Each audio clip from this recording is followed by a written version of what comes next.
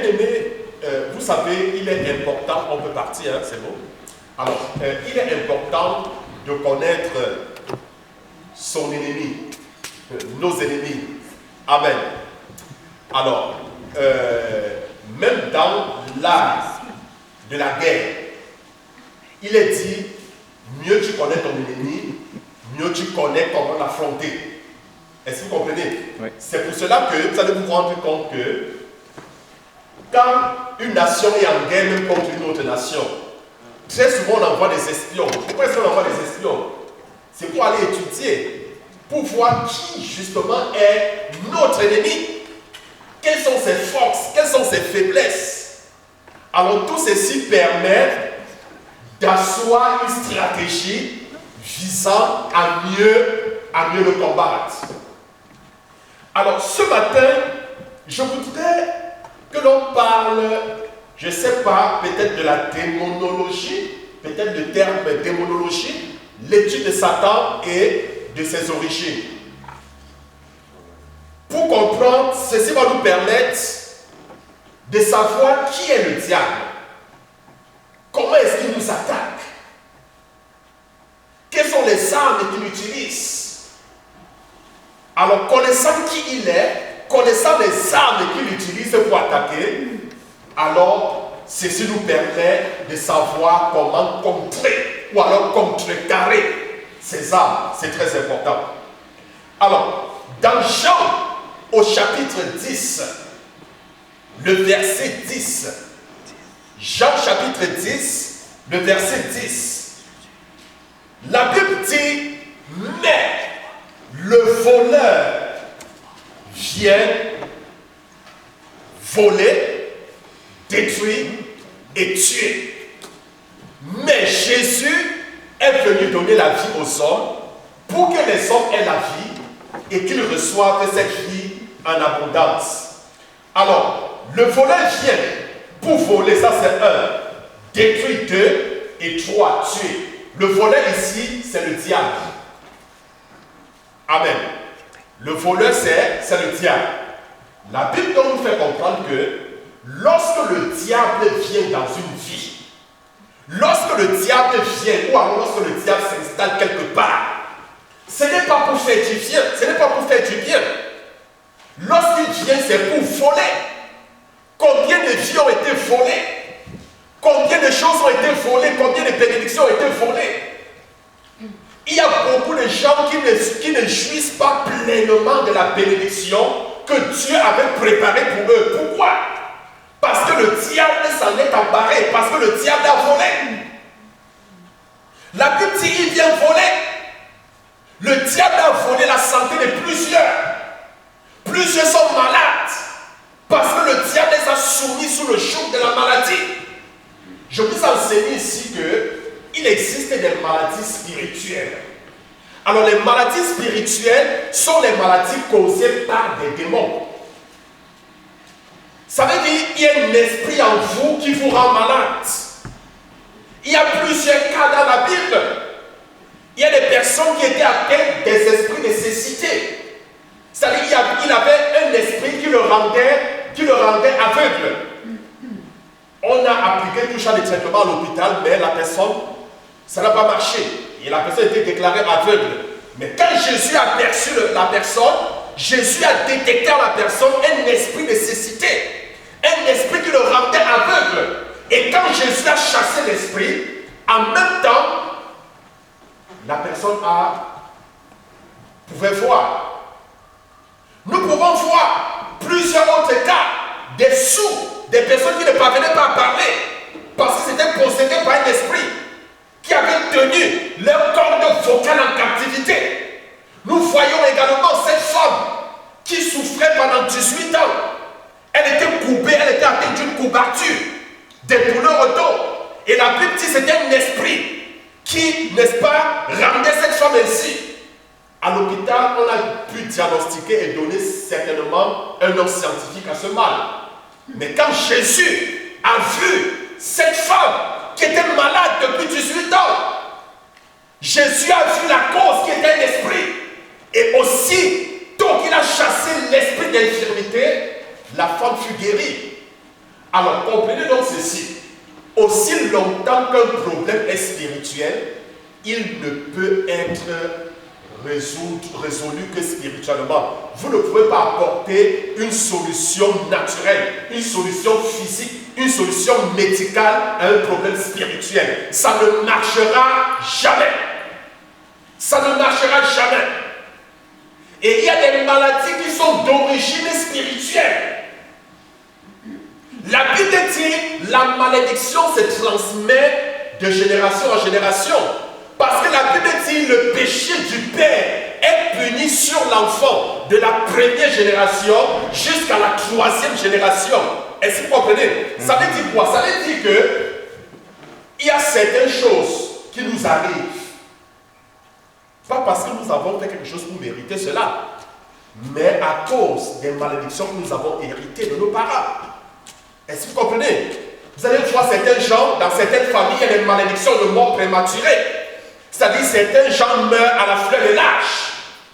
Certains gens, selon la malédiction dans la famille, n'atteignent pas l'âge de 50 ans. Et vous allez justement vous rendre dans cette rendre compte que dans ce genre de famille, personne n'atteint l'âge de 50 ans. Parce qu'il y a la malédiction à la base. Et qui sont donc ceux qui sont chargés de perpétuer les malédictions? Ce sont les démons. C'est Satan qui se rassure de perpétuer les malédictions de génération en génération, d'affliger les familles, n'est-ce pas, des malédictions de génération en génération. Mais posez-vous la question, comment est-ce que je sais qu'un problème est une malédiction, par exemple? Je prends un exemple. Comment est-ce que je sais si c'est une malédiction? Mais si je ne suis pas le seul, par exemple, je prends juste un exemple, si je ne suis pas le seul de la famille, dans la famille qui souffre du problème, alors commence par te poser la question. Est-ce que vous comprenez? Si tu te rends compte que dans la famille, tout le monde a le même problème, commence à te poser la question. Et dis-toi, c'est une malédiction. Est-ce que vous comprenez? Ne cherchez pas loin. C'est une malédiction. Vous allez vous rendre compte que dans une famille, on va dire, dans cette famille, peut-être dans la famille X, peut-être dans la famille Xavier, peut-être dans la famille Rousseau, je ne sais pas, toutes les personnes de cette famille souffrent, par exemple, du diabète. Mais pourquoi toutes les personnes de la famille souffrent du diabète? Pourquoi toutes les personnes de cette famille souffrent du cancer? Ça se transmet, c'est ce qu'on dit. Il y a un lien à la base qu'il faut briser, il faut détruire. Et très souvent, le diable nous apporte un diagnostic médical pour que nous acceptons et que nous croisons les bras. Est-ce que vous comprenez? Non, il faut repousser, il faut rejeter, il ne faut pas accepter. Parce que la Bible dit, Jésus est venu donner la vie. Jésus a paru afin de détruire les œuvres du diable. Il a paru afin de détruire les œuvres du diable. J'ai vu beaucoup de personnes souffrir, périr. Je connais une dame, si je me rappelle, c'était en 2010 ou 2009. Lors d'une séance de délivrance, cette femme était venue, elle avait un cancer des lèvres. La bouche était complètement fermée, complètement. Et c'était le diagnostic. Or, ce cancer avait une origine spirituelle. Est-ce que vous comprenez? Et après la prière, quand on a commencé à prier, la puissance de Dieu a saisi les lèvres de la femme et les lèvres ont commencé à s'agiter. C'était tellement gros avec des blessures, c'était tellement... Et quelques semaines plus tard, la femme était complètement guérie. La femme était complètement guérie. Bien-aimé, Jésus est venu donner la vie. Mais le diable, quand il vient voler. Il vient détruire. Nous voyons les filles qui ont été détruites par le diable. Nous voyons des mariages qui ont été détruits par le diable. Nous voyons nos finances, les carrières qui ont été détruites par le diable. Nous voyons des projets qui ont été détruits par le diable. C'est le rôle du diable de détruire. C'est le rôle. Il détruit et il tue. Il tue. Combien de personnes sont mortes avant le temps que Dieu avait prévu pour eux? Parce que le diable les a tués. Certains se couchent, ils ne se relèvent plus le lendemain, ils sont morts dans le sommeil. Ils piègent souvent certaines personnes dans les accidents. Combien sont décédés dans les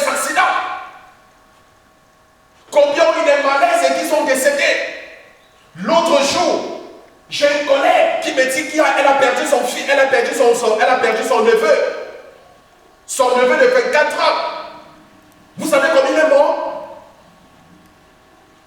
Il est mort étouffé. Parce qu'il a pris une bouchée de viande, il est mort étouffé. C'est ce que j'appelle une mort gratuite. Est-ce que vous comprenez? Mais cela ne t'arrivera pas au nom de Jésus. Amen. Je ne comprends pas ton Amen. Amen. Cela ne sera pas ton partage. Amen. Le diable est si méchant, que quand le diable s'assoit, c'est pour chercher à nuire aux hommes, aux enfants de Dieu. Tout ce que le diable cherche, c'est quoi? C'est de nuire. C'est ça sa mission. Sa mission, c'est de nuire. C'est de nuire. C'est de nous égarer. Et il a fait depuis le commencement, depuis le jardin d'Éden, où il avait séduit l'homme, où il allait détourner l'homme, n'est-ce pas, de la voie de Dieu, du paradis dans lequel il se trouvait. Parce que quand Dieu crée l'homme, il met l'homme dans le jardin d'Éden. Éden, qu'est-ce que Éden veut dire? Éden veut dire un lieu de délices. Éden veut dire un lieu d'abondance. L'homme vivait dans l'abondance, il vivait dans l'opulence, il ne manquait de rien. Tel était le plan de Dieu pour l'homme, et ceci pour l'éternité, jusqu'à ce que le diable vienne voler, l'arracher, le séparer de Dieu et du plan que le Seigneur avait préparé pour lui. Alors, bien aimé, Satan était au ciel au commencement et il s'appelait Lucifer. Au commencement, il ne s'appelait pas Satan. Parce que Satan veut dire opposant. Est-ce que vous comprenez? Il s'appelait Lucifer. Et il était l'ange, premier ange créé par le Seigneur. Est-ce que vous comprenez? Il ne s'appelait pas Satan, mais il s'appelait Lucifer. Et Dieu lui avait confié la responsabilité de la louange et de l'adoration. C'était lui qui était en charge au ciel, si vous me permettez de le dire, du ministère de la louange et de l'adoration. Vous savez, dans le gouvernement humain, on parle du ministère de la communication, on parle du ministère de la défense. À la tête de chaque ministère, le ministère de la santé, à la tête de chaque ministère, il y a un ministre établi. C'est-à-dire, c'est lui qui gère les affaires du ministère. Alors, quand on parle du ministère de la santé ici, il y a un ministre à la tête. Est-ce que vous comprenez? De même au ciel, il y a plusieurs départements répartis. Si je peux dire plusieurs ministères répartis. Alors, à la tête du ministère de la louange et de l'adoration, c'était Lucifer qui était en charge. À la tête, n'est-ce pas, du ministère de la communication, c'est l'ange Gabriel qui est en charge. À la tête du ministère des forces armées, c'est l'ange Michael. Ça veut dire quand il y a un problème de bataille, de combat, c'est cet ange qui mène, n'est-ce pas, l'assaut. C'est lui qui prend la direction. Est-ce que vous comprenez? C'est très important.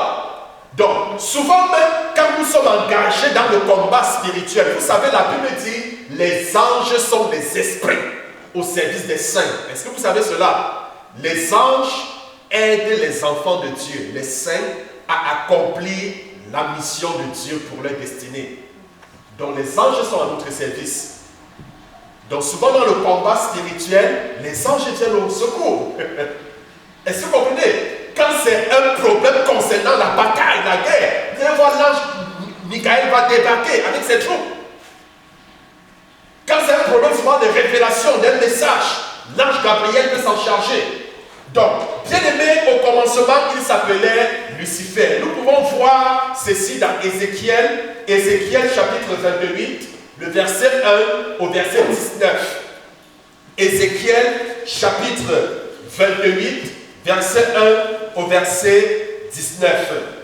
Alors, la parole de l'Éternel me fut adressée en ces mots: Fils de l'homme, dis au prince de Tyr, ainsi parle le Seigneur l'Éternel, ton cœur s'est élevé et tu as dit, je suis Dieu, je suis Dieu. Je suis assis sur le siège de Dieu ou au sein des mers.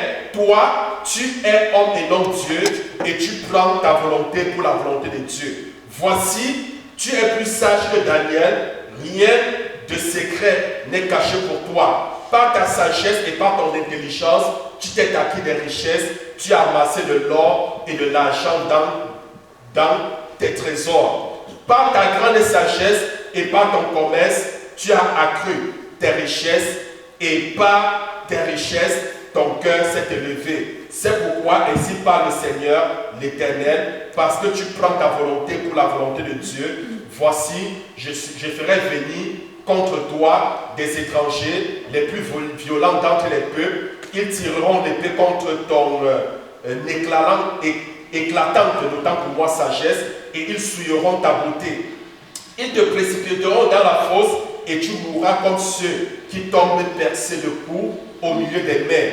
En face de ton meurtrier, diras-tu, je suis Dieu, tu seras homme et non Dieu sous la main de celui qui te tuera. Tu mourras de la mort des incirconcis, par la main des étrangers, car moi j'ai parlé, dit le Seigneur l'Éternel. La parole de Dieu me fut adressée en ces mots, fils de l'homme, prononce une complainte sur le roi de Tyr. Tu lui diras, ainsi parle le Seigneur l'Éternel, tu mettais le sceau à la perfection, tu étais plein de sagesse, parfait en beauté, tu étais en Éden, le jardin de Dieu, tu étais couvert de toute espèce de pierres précieuses, de sartoine, de topaz, de diamants, de chrysolite, d'onyx, de jaspe, de saphir, d'escarboucle, d'émeraude et d'or. Tes tambourins et tes flûtes étaient à ton service, préparés pour le jour où tu fus créé. Tu étais un chérubin protecteur, aux ailes déployées. Je t'avais placé et tu étais sur la sainte montagne de Dieu. Tu marchais au milieu des pierres étincelantes. Tu as été intègre dans tes voies depuis le jour où tu fus créé, jusqu'à celui où l'iniquité a été trouvée chez toi. Par la grandeur de ton commerce, tu étais rempli de violence et tu as péché. Je te précipite de la montagne de Dieu et je fais disparaître chérubin protecteur du milieu des pierres étincelantes. Ton cœur s'est élevé à cause de ta beauté. Tu as corrompu ta sagesse par ton éclat. Je te jette par terre, je te livre en spectacle au roi. Par la multitude de tes iniquités, par l'injustice de ton commerce, tu as profané tes sanctuaires. Je fais sortir du milieu de toi un feu qui te dévore. Je te réduis en cendres sur la terre aux yeux de tous ceux qui te regardent. Tous ceux qui te connaissaient parmi les peuples sont dans la stupeur à cause de toi. Tu es réduit au néant, tu ne seras plus à jamais. En fait, ce passage nous décrit en fait qui était Satan, un chérubin protecteur. Est-ce que vous comprenez? Dieu l'avait créé, il avait une beauté parfaite. Est-ce que vous comprenez? Une beauté comment? Parfaite. La Bible dit, rien que la tunique qu'il portait, c'est-à-dire la Bible décrit des pierres précieuses, certains éléments précieux avec lesquels il était fait. Et quand il passait, rien que le son, que le pan de sa robe faisait les mélodies, c'était glorieux. Est-ce que vous comprenez? Et la Bible donc dit quoi? Qu'est-ce qui a causé sa chute? Alors, c'est l'orgueil. Amen. C'est l'orgueil qui a causé la chute de Satan. Alors, il s'asseyait, il regardait sa beauté, il regardait comment est-ce qu'il était, et il se disait un jour, je vais établir mon trône au-dessus du trône de Dieu. Et je serai semblable au Tout-Puissant. Est-ce que vous comprenez? Et ça, Dieu n'a pas aimé ça. Dieu n'a pas aimé. Parce qu'il a voulu être comme lui. Et à cause donc de cela, Dieu a dit quoi? Je te précipite sur la terre, je te chasse. Je te chasse. Dieu a décidé de le chasser à cause de ce péché d'orgueil qui est en lui. Bien aimé, la Bible dit, Dieu ne partage pas sa gloire avec quelqu'un. Dieu ne partage pas sa gloire avec quelqu'un. Vous allez vous rendre compte, même dans l'histoire de l'humanité, chaque fois, vous allez voir même certains rois, chaque fois que quelqu'un voulait se substituer à Dieu, voulait se prendre la gloire, Dieu va le détruire. Est-ce que vous comprenez? Dieu le détruit. La Bible dit il est vieux, il est jaloux et il ne partage pas sa gloire avec quelqu'un. Vous allez donc vous rendre compte que souvent, à certaines apparitions de certains anges, vous allez peut-être à vos lectures, vous vous êtes rendu compte. Certains anges apparaissaient aux hommes de Dieu dans la Bible, prophètes, etc. Et quand l'ange apparaissait, alors, quand ces hommes voulaient se prosterner devant les anges arrêtaient. Non, ne te prosterne pas devant moi. Est-ce que vous comprenez? Il dit, je ne suis qu'un compagnon de service. Je ne suis qu'un aide, ne te prosterne pas devant moi. Il refuse parce qu'il connaît les conséquences. Est-ce que vous comprenez? Il n'est pas Dieu. Tu ne te prosterneras que devant le Seigneur ton Dieu. Ça c'est l'ordre. Ça c'est l'ordre. Vous allez vous rendre compte que même dans la Bible, lorsque certaines personnes venaient pour se prosterner devant les serviteurs de Dieu, ils refusaient. Il va déchirer son œuvre et dire, mais tu veux me tuer? Non, mais c'est devant le Seigneur, ce n'est pas moi, je ne suis qu'un homme. Donc c'est très important. Donc bien aimé, ce qui a causé la chute de Lucifer, c'est son orgueil. Il a vu sa beauté, sa splendeur, il était d'une beauté parfaite et il a voulu prendre la place de Dieu et ceci, n'est-ce pas, a causé sa chute. Et quand Dieu l'a donc chassé du ciel, Dieu l'a expulsé du ciel, nous pouvons voir dans Apocalypse 12, verset 1 au verset 9. Apocalypse 12, verset 1 au verset 9. Un grand signe parut dans le ciel, une femme enveloppée du soleil, la lune sous ses pieds et une couronne de 12 étoiles sur sa tête. Elle était enceinte et elle criait, étant en travail et dans les douleurs de l'enfantement. Un autre signe parut encore dans le ciel et voici, c'est un grand dragon, rouge ayant 7 têtes et 6 cornes et sur ses têtes 7 diadèmes. Sa queue entraînait le tiers des étoiles du ciel et les jetait sur la terre. Le dragon se tient devant la femme qui allait enfanter afin de dévorer son enfant lorsqu'elle aurait enfanté. Elle enfanta un fils qui doit paraître toutes les nations avec une verge de fer, et son enfant fut enlevé vers Dieu et vers son trône. Et la femme s'enfuit dans le désert où elle avait un lieu préparé par Dieu afin qu'elle y fût nourrie pendant 1260 jours. Et il y eut guerre dans le ciel. Michel et ses anges combattirent contre le dragon. Est-ce que vous voyez le verset 7? Et il y eut guerre dans le ciel. Michel et ses anges combattirent contre le dragon. Et le dragon et ses anges combattirent. Mais il ne fut pas les plus forts. Et leur place ne fut plus trouvée dans le ciel. Et il fut précipité, le dragon, le serpent ancien appelé le diable et Satan, celui qui séduit toute la terre. Il fut précipité sur la terre et ses anges furent précipités avec lui. Donc nous voyons que après sa désobéissance, il y a eu une rébellion au ciel. Le diable, Dieu a décidé de chasser Satan. D'accord? Satan fut précipité du ciel. Et quand il fut chassé, la Bible dit, il a entraîné avec lui les 1/3 des anges dans sa rébellion. Ça c'est le verset 4 d'Apocalypse 12. Donc il a entraîné avec lui les 1/3. Et ces 1/3 des anges qu'il a entraîné avec lui, ce sont eux qu'on appelle les anges déchus, ou alors communément les démons. D'accord? Donc ceux qu'on appelle les démons, ce sont les anges qui ont décidé de suivre Satan dans sa rébellion. Alors, qu'est-ce qui s'est donc passé? Quand Dieu a précipité Satan du ciel et qu'il a entraîné avec lui les 1/3, qu'est-ce que Dieu a dit?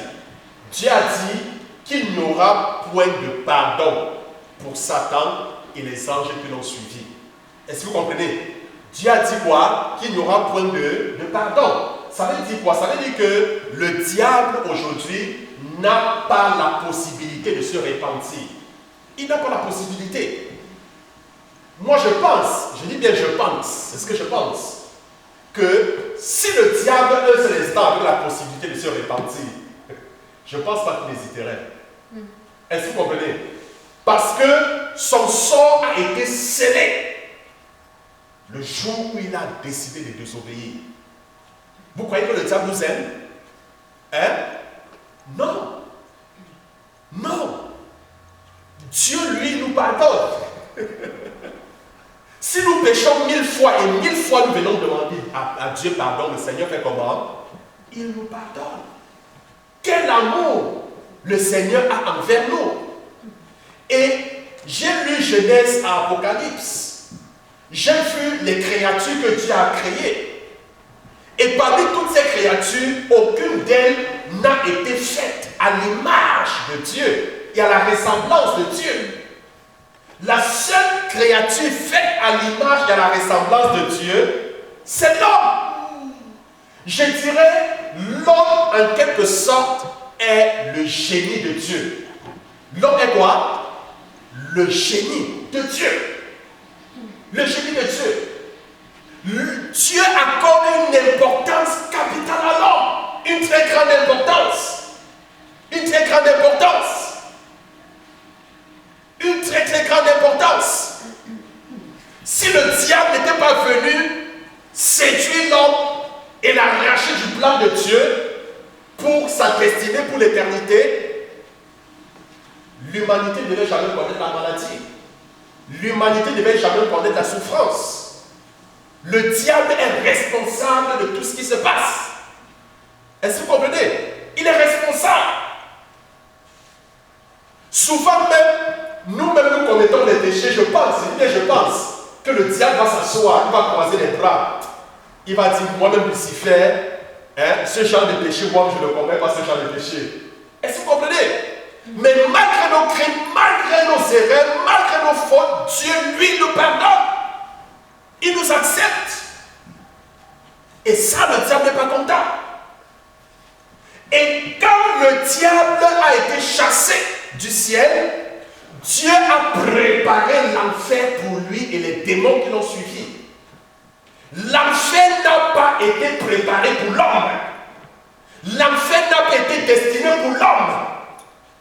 Pourquoi est-ce que les hommes se retrouvent en enfer? C'est parce qu'ils décident volontairement de suivre la voie du diable. Malgré les avertissements, malgré, n'est-ce pas, les recommandations de Dieu, l'homme se retrouve en enfer. Ce n'était pas la volonté de Dieu. Ce n'est pas un endroit où il est supposé aller. Mais c'est plutôt un endroit pour le diable.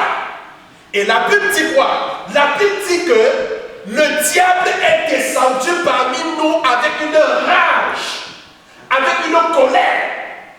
Il sait que son heure est proche. Il sait que bientôt il sera jeté en enfer. Et il ne voudrait pas y aller toute seule. C'est la raison pour laquelle le diable séduit l'humanité. Le diable séduit les hommes. Regardez ce qui se passe dans le monde. Ce sont des séductions du diable. Ce que la Bible interdit, les gouvernements légalisent et disent que c'est bon.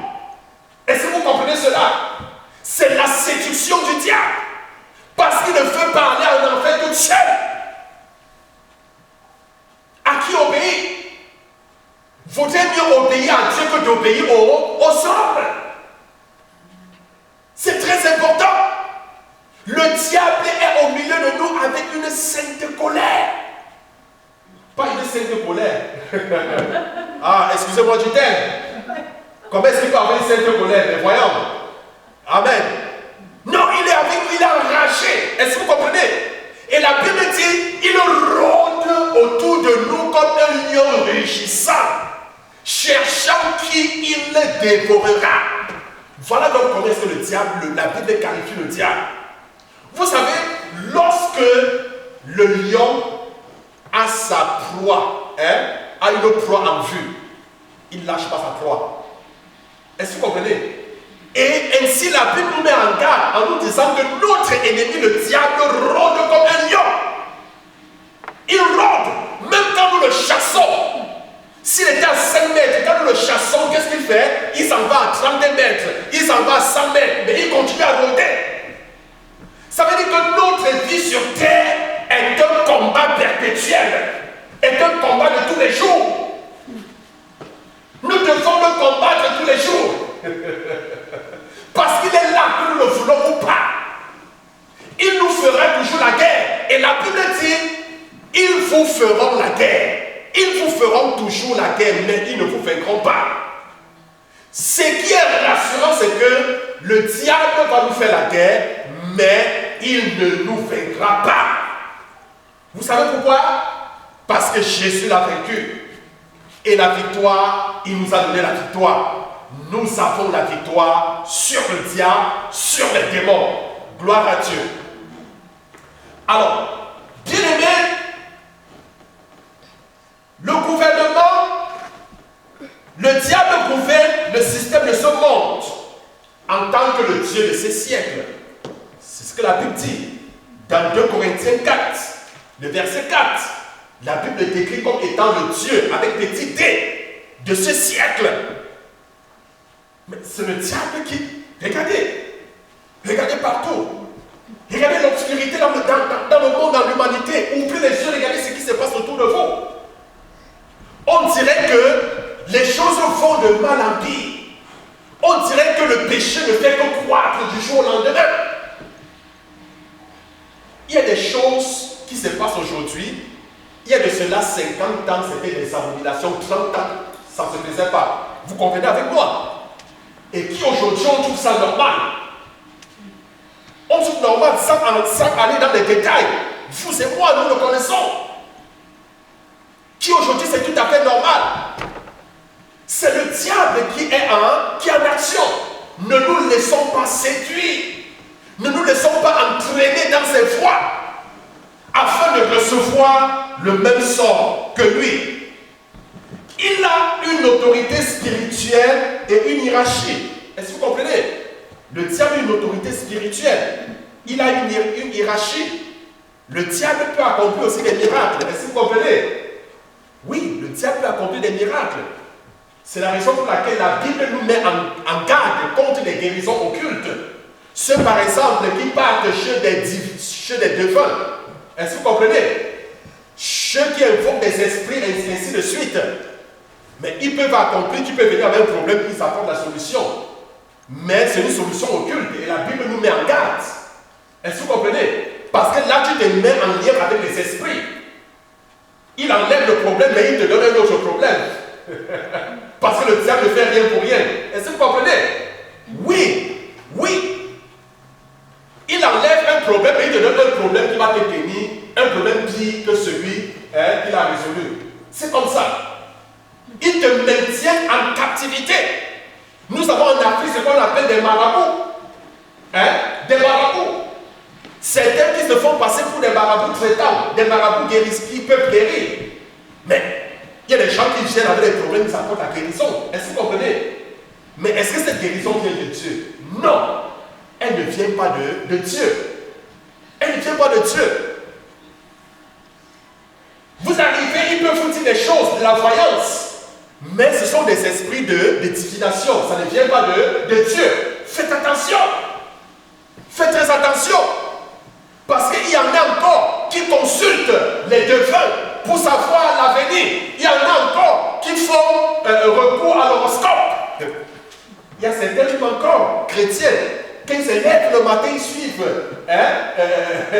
la télévision, ils regardent, mais quel est mon horoscope aujourd'hui? Qu'est-ce que ça dit aujourd'hui? Mais non, lis la Bible, consulte la face de Dieu pour savoir le plan de Dieu pour toi. Amen. C'est très très important. Alors, bien aimé, le diable, n'est-ce pas, a une autorité spirituelle. Nous pouvons le voir dans 2 Corinthiens 10, verset 3 au verset 6. 2 Corinthiens 10, verset 3 au verset 6. Nous voyons carrément qu'il a une autorité. C'est pour cela que la Bible dit, nous ne combattons pas la chair ni le sang. Est-ce que vous comprenez? La Bible dit, nous combattons les esprits méchants dans les lieux célestes. Nous combattons les forteresses établies dans les lieux célestes. Donc notre combat n'est pas un combat physique. Est-ce que vous comprenez? Mais notre combat est un combat spirituel. Parce que nous ne combattons pas les hommes, nous ne combattons pas la chair, mais nous combattons les puissances célestes. Nous combattons les puissances maléfiques. Alors, ce que vous devez comprendre, c'est que Satan et ses démons aujourd'hui sont actifs. Ils sont comment? Ils sont actifs. Ils vont partout et ils détruisent tout. Ils vont partout et détruisent tout. Vous pouvez voir ceci dans 1 Pierre 5, verset 8. Ils vont partout et détruisent tous. Ils accusent les frères et les sœurs. Dans Apocalypse 12, verset 10, la Bible dit qu'il est l'accusateur des frères et des sœurs. Ne l'oubliez pas. Ce que vous devez également savoir, c'est qu'ils ne peuvent pas se reproduire. Même avec les humains, ils ne peuvent pas. Amen. Le diable ne peut pas se reproduire. Les démons ne peuvent pas se reproduire avec les humains. Ce n'est pas possible. C'est impossible. Amen. Ils ne peuvent pas lire vos pensées. Ils ne sont pas omniscients. Est-ce que vous comprenez? Ils ne peuvent pas lire vos pensées. Quand vous vous asseyez là pour penser, le diable ne sait pas ce que vous pensez. Est-ce que vous comprenez? Le diable ne sait pas ce que tu penses. Seul Dieu a cet attribut. Seul Dieu peut connaître ta pensée. Seul Dieu peut lire ta pensée. Le diable ne peut pas connaître ta pensée. Il n'est pas omniprésent. Le diable n'est pas partout et en même temps comme Dieu. Nous ne pouvons pas être, le diable ne peut pas être ici et être en même manière en même temps. Est-ce que vous comprenez? Ce n'est pas possible. Il ne peut pas. Seul Dieu est omniprésent, partout, au même lieu. Seul le Seigneur. Mais le diable, qu'est-ce qui se passe? Il a des représentants qui sont des démons. Ça veut dire quoi? Ça veut dire que la Bible dit que lorsque les enfants de Dieu se rassemblent, le diable aussi il est au milieu d'eux. Vous savez ça? Hein? Alors qu'est-ce qu'il fait? Il entend, il va rendre compte à son maître. Vous comprenez? Il entend et il s'en va rendre compte. Donc, il n'est pas omniprésent. Il n'est pas omniprésent. Alors, une chose importante que nous devons savoir, c'est que Jésus a conquis Satan. Jésus a conquis Satan. Il a conquis Satan. La Bible dit dans Luc chapitre 10, verset 19, « Je vous ai donné le pouvoir de marcher sur les serpents, de marcher sur les scorpions, sur toute la puissance de l'ennemi et rien ne pourra vous nuire. » Jésus a conquis Satan, ses démons, et il nous a donné le pouvoir de marcher sur lui, de le vaincre. Il nous a donné le pouvoir. Ça veut dire quoi? Ça veut dire, tu combats le diable et rien ne peut t'arriver. Si le diable se présente là physiquement devant moi, je n'ai pas peur. Vous comprenez? S'il apparaît, je n'ai pas peur. Pas parce que je suis trop fort, non. C'est parce que Christ qui est en moi est plus grand, est plus fort que lui. Alors pourquoi donc je devrais le craindre? Je ne le crains pas. Parce que Christ est plus fort et Christ l'a vaincu. La victoire, il m'a donné la victoire, donc j'ai la victoire sur lui. Amen. Donc, bien aimé, nous devons marcher ainsi selon l'esprit pour combattre efficacement les mauvais esprits. Donc, si nous voulons les combattre efficacement, nous devons marcher selon l'esprit. Et je tiens à souligner ceci dans 2 Corinthiens, chapitre 2, le verset 11. 2 Corinthiens, chapitre 2, verset 11. La Bible dit, ne soyez pas ignorants de ces stratagèmes, de peur qu'ils ne prennent l'avantage sur vous. Ça, c'est dans 2 Corinthiens 2, verset 11. La Bible nous dit de ne pas être ignorant des stratégies de l'ennemi, de peur qu'ils ne prennent l'avantage sur nous. Dans l'art de la guerre, si tu ignores, si tu ne connais pas les stratégies de ton ennemi, il prendra l'avantage sur toi. Ça, c'est vrai. Est-ce que vous comprenez? Il aura l'avantage sur toi. Et la Bible nous demande de ne pas ignorer les stratégies de l'ennemi, de peur qu'il ne prenne l'avantage sur nous. Alors, rapidement, pour chuter ce matin, avant de commencer avec la prière, je vais vous présenter les 7 stades de l'attaque de l'ennemi. Les 7 stades de l'attaque, les 7 façons principales par lesquelles l'ennemi attaque. Le premier stade de l'attaque de l'ennemi, c'est la régression. C'est la régression. Alors, quand je parle de la régression, régresser ici, c'est aller en arrière. Régresser ici, c'est reculer. Ça, c'est le premier stade. Le diable ne voudra jamais que tu avances. Jamais. Financièrement, il va vouloir que tu rétrogrades, que tu ailles en reculant. Dans les affaires, non, il va vouloir que tes affaires aillent en reculant.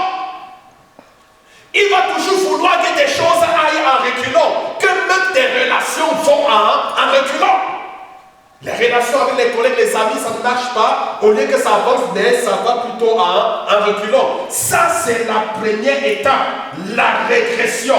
Bien-aimé, je prie ce matin pour toi. Tout esprit de régression, je dis bien tout esprit de régression dans ta vie, je détruis au nom de Jésus. Je ne comprends pas ton amen. Je veux un amen très fort. Amen.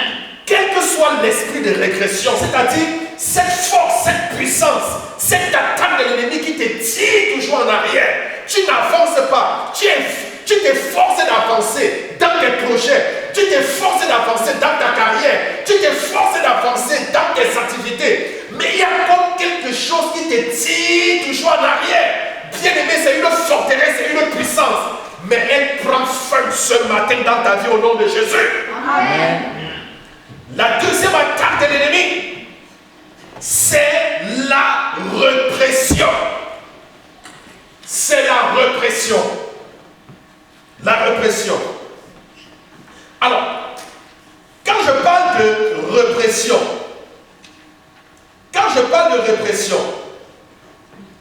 c'est quelqu'un qui n'est pas expressif. Quelqu'un qui n'est pas comment? Expressif. Je dirais un introverti, un silencieux, un bourdeur qui n'explique pas ses problèmes aux autres. Ça, c'est une attaque de l'ennemi. Il y a des gens silencieux. Il ne parle jamais de ses problèmes aux autres. Il garde pour lui-même. Ça l'étouffe, ça l'étouffe, ça l'étouffe, ça l'étouffe. Le poids pèse, ça pèse, ça pèse. Et demain, tu te rends compte qu'il a commis l'irréparable. Vous comprenez? Il a commis l'irréparable. Peut-être il allait se suicider. Peut-être il a fait quelque chose à quelqu'un d'irréparable. Est-ce que vous comprenez? Ça, c'est une attaque de l'ennemi. La Bible dit partagez les fardeaux les uns les autres. Priez les uns pour les autres. La Bible dit que celui qui est fort soutient celui qui est faible. La Bible dit un chasse 1000 et 2 mètres 10 000 ensuite. Est-ce que vous comprenez? Ne garde pas tes problèmes pour toi. Apprends à partager ton problème avec ceux qui peuvent te soutenir dans la prière. Parce qu'il y a ceux, parce que son problème aussi, on le partage aussi à tout le monde. Parce qu'il y a d'autres, quand tu partages ton problème, ils se moquent plutôt de toi. Est-ce que vous comprenez? Au lieu de te soutenir. Partage ton problème avec des personnes qui peuvent te soutenir dans la prière. Mais vous allez vous rendre compte qu'il y a des gens qui ont des problèmes graves. Mais à cause de la répression, ils ne sont pas expressifs. Ils sont silencieux. Ils supportent le poids. Et vous allez vous rendre compte que plusieurs, même souvent, certains se suicident. Quand on parle du suicide, quand on parle du suicide aujourd'hui, à la base, il y a une répression. Est-ce que vous comprenez? parce que les gens n'en parlent pas. Ils sont silencieux, ils gardent le problème pour eux. Et il y a donc cet esprit qui les retient, ne parle pas. Il y a ce lien. Il y a comme quelque chose. Le diable ne veut pas parce qu'il sait qu'en parlant, il peut recevoir de l'aide. Il le laisse accomplir l'irréparable. Bien-aimé, tout esprit de répression dans ta vie, tout esprit de répression, même dans la vie d'un membre de ta famille, que ce soit tes enfants, je chasse cela ce matin au nom de Jésus. Amen. Je ne comprends pas ton Amen. Amen. Je dis, je chasse tout esprit de répression au nom de Jésus. Amen. Le troisième stade d'attaque, c'est la suppression. La suppression. Alors, quand je parle de suppression ici, c'est étouffer ses problèmes, cacher ses sentiments et ses émotions. Étouffer ses problèmes, cacher ses sentiments et ses émotions. Il y a des gens qui étouffent les problèmes. Souvent c'est dans l'alcool. Est-ce que vous comprenez? Souvent certains prennent de l'alcool pour étouffer. Il étouffe. Il étouffe. Il cache ses sentiments, ses émotions. Tu ne peux pas savoir ce qu'il pense. Tu ne peux pas savoir l'état dans lequel il se trouve. Et ce genre de personnes aussi, c'est très dangereux. Amen. C'est très très dangereux. C'est pourquoi, bien-aimé, tout esprit de suppression dans ta vie, que cela soit détruit au nom de Jésus. Que cela soit détruit au nom de Jésus. Le quatrième stade, c'est la dépression. La dépression. Nous en voyons, comme on le dit, dans notre société. Nous voyons tous ces stades. Combien de personnes souffrent de dépression autour de nous? Ils sont nombreux. Alors quand je parle de dépression, c'est un esprit meurtri, confus. L'individu est coléreux. Il n'a pas de paix, pas d'enthousiasme.